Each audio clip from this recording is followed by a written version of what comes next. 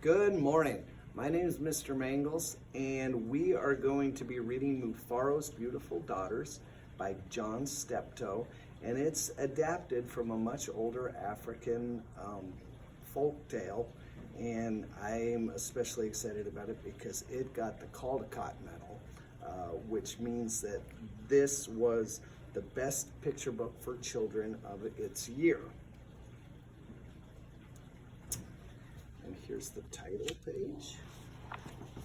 And here we go.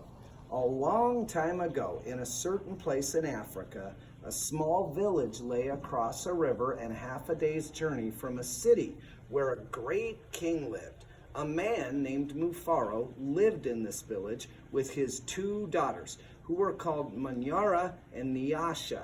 Everyone agreed that Manyara and Nyasha were very beautiful. Manyara was almost always in a bad temper. She teased her sister whenever their father's back was turned, and she had been heard to say, "Someday, Nyasha, I will be queen, and you will be a servant in my household."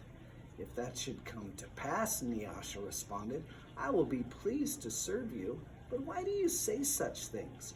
You are clever and strong and beautiful. Why are you so unhappy?" "Because everyone talks about how kind you are, and they praise everything you do," Manyara replied. "I am certain that Father loves you best, but when I am queen, everyone will know that your silly kindness is only a weakness." Nyasha was sad that Manyara felt this way, but she ignored her sister's words and went about her chores. Nyasha kept a small plot of land on which she grew millet, sunflowers, yams, and vegetables. She always sang as she worked, and some said it was her singing that made her crops more bountiful than anyone else's. One day, Nyasha noticed a small garden snake resting beneath a yam vine. "Good day, little Nyoka," she called to him. "You are welcome here. You will keep away any creatures who might spoil my vegetables." She bent forward, gave the little snake a loving pat on the head, and then returned to her work. From that day on, Nyoka was always at Nyasha's side when she tended her garden. It was said that she sang all the more sweetly when he was there. Mufaro knew nothing of how Manyara treated Nyasha. Nyasha was too considerate of her father's feelings to complain, and Manyara was always careful to behave herself when Mufaro was around. Early one morning, a messenger from the city arrived. The great king wanted a wife. The most worthy and beautiful daughters in the land are invited to appear before the king, and he will choose one to become queen, the messenger proclaimed. Mufaro called Manyara and Nyasha to him. "It would be a great honor to have one of you chosen," he said. "Prepare yourselves to journey to the city. I will call together all our friends to make a wedding party. We will leave tomorrow as the sun rises." "But my father," Manyara said sweetly, "it would be painful for either of us to leave you, even to be wife to the king. I know Nyasha would grieve to death if she were parted from you. I am strong. Send me to the city, and let poor Nyasha be happy here with you." Mufaro beamed with pride. "The king has asked for the most worthy and the most beautiful. No, Manyara, I cannot send you alone. Only a king can choose between two such worthy daughters. Both of you must go." That night, when everyone was asleep, Manyara stole quietly out of the village. She had never been in the forest at night before, and she was frightened. But her greed to be the first to appear before the king drove her on. In her hurry, she almost stumbled over a small boy who suddenly appeared standing in the path. "Please," said the boy, "I am hungry. Will you give me something to eat?" "I have brought only enough for myself," Manyara replied. "But please," said the boy, I am so very hungry. Out of my way, boy. Tomorrow I will become your queen. How dare you stand in my path? After traveling for what seemed to be a great distance, Manyara came to a small clearing. There, silhouetted against the moonlight, was an old woman seated on a large stone. The old woman spoke. I will give you some advice, Manyara. Soon after you pass the place where two paths cross, you will see a grove of trees. They will laugh at you. You must not laugh in return. Later, you will meet a man with his head under his arm. You must be polite to him. How do you know my name? How dare you advise your future queen? Stand aside, you ugly old woman. Manyara scolded and then rushed on her way without looking back. Just as the old woman had foretold, Manyara came to a grove of trees, and they did indeed seem to be laughing at her. I must be calm, Manyara thought.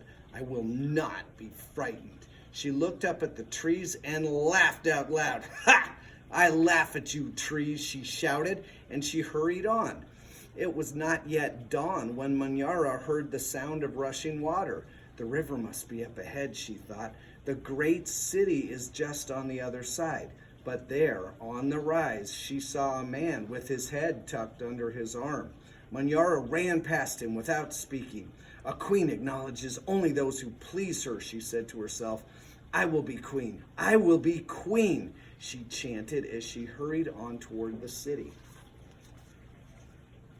Nyasha woke at the first light of dawn, and she put on her finest garments. She thought how her life might be changed forever beyond this day. I much prefer to live here, she admitted to herself. I'd hate to leave this village and never see my father or sing to little Nyoka again. Her thoughts were interrupted by loud shouts and commotion from the wedding party assembled outside. Manyara was missing. Everyone bustled about, searching and calling for her.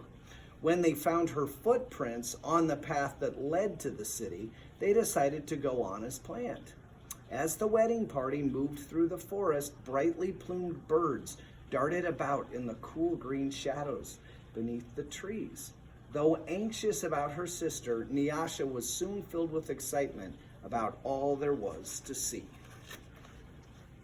They were deep in the forest when she saw the small boy standing by the side of the path. You must be hungry, she said, and handed him a yam she had brought for her lunch. The boy smiled and disappeared as quietly as he had come. Later, as they were approaching the place where the two paths crossed, the old woman appeared and silently pointed the way to the city. Nyasha thanked her and gave her a small pouch filled with sunflower seeds. The sun was high in the sky when the party came to the grove of towering trees. Their uppermost branches seemed to bow down to Nyasha as she passed beneath them. At last, someone announced that they were near their destination. Nyasha ran ahead and topped the rise before the others could catch up with her. She stood transfixed at her first sight of the city. Oh, my father, she called. A great spirit must stand guard here. Just look at what lies before us. I never in all my life dreamed there could be anything so beautiful. Arm in arm, Nyasha and her father descended the hill, crossed the river, and approached the city gate.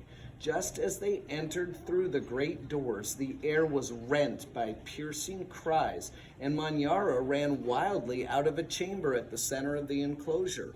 When she saw Nyasha, she fell upon her, sobbing, "Do not go to the king, my sister. Oh, please, father, do not let her go," she cried hysterically. "There's a great monster there, a snake with 5 heads. He said that he knew all my faults and that I displeased him. He would have swallowed me alive if I had not run. Oh, my sister, please do not go inside that place." It frightened Nyasha to see her sister so upset, but leaving her father to comfort Manyara, she bravely made her way to the chamber and opened the door. On the seat of the great chief's stool lay the little garden snake. Nyasha laughed with relief and joy. "My little friend," she exclaimed, "it's such a pleasure to see you. But why are you here?" "I am the king," Nyoka replied. And there, before Nyasha's eyes, the garden snake changed shape.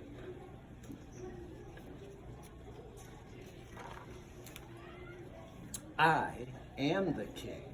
I am also the hungry boy with whom you shared a yam in the forest, and the old woman to whom you made a gift of sunflower seeds. But you know me best as Nyoka, because I have been all of these. I know you to be the most worthy and most beautiful daughter in the land. It would make me very happy if you would be my wife."